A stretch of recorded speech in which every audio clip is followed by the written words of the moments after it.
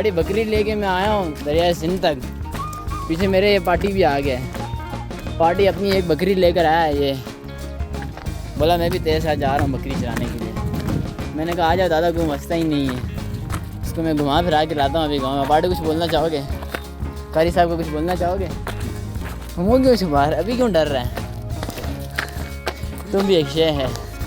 पार्टी बकरियाँ चरा कर हम बहुत ज़्यादा थक गए हैं। अभी हमने सोचा थोड़ा क़याम किया जाए, इंतज़ार किया जाए।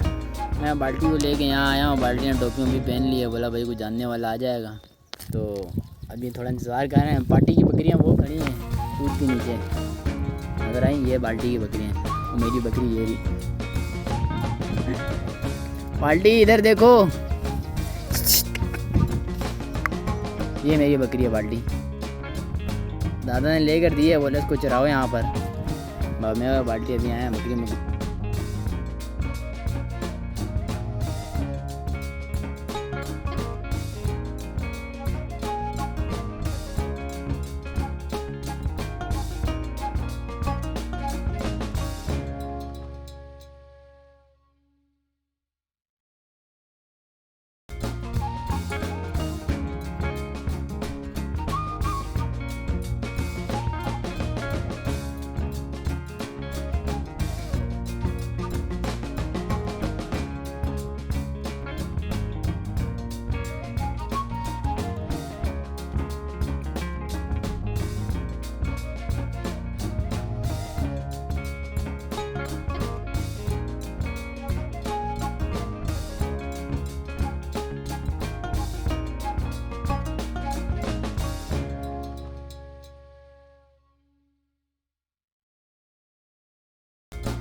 शाम से न जाना, पार्टी की है पार्टी।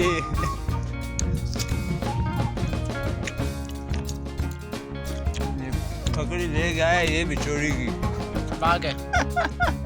फ्रिज में चोरी करके लाया हूँ।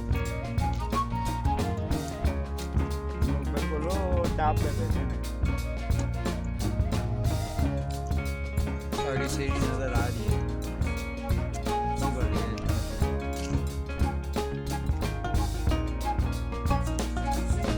हम लोगों ने एक बच्चा भी पकड़ा है। और पता नहीं हो किस चीज़ का बच्चा है, कोई अगर जानता है वो तो बता सकता है। ये देखो, पता नहीं चीतर का बच्चा है किसका है, थोड़ी देर बाद दिखाएंगे। मेरे हिसाब से मुर्गी का लगता है ये।